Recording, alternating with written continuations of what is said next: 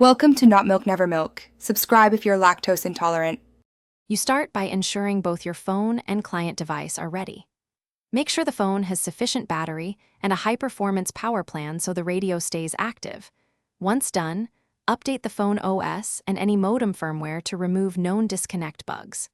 Then enable the hotspot, set a secure WPA2 or WPA3 password, and note the SSID so you don't connect with a weak saved profile. These steps prevent basic drops before you adjust deeper settings. Next, you reduce interference and overload. If your phone and devices support 5 GHz, switch bands because it has less congestion and better stability. Otherwise, use 4 GHz but choose a less crowded channel.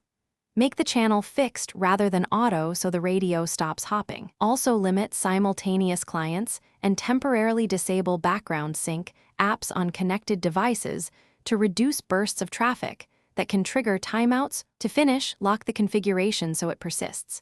Set the hotspot sleep or timeout to never, or the maximum available, so idle power saving won't cut the link. Once configured, restart both the phone and the client, then toggle the hotspot off and on to apply settings.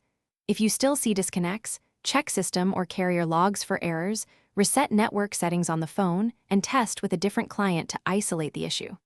These steps will reveal whether it's a device, profile, or carrier problem.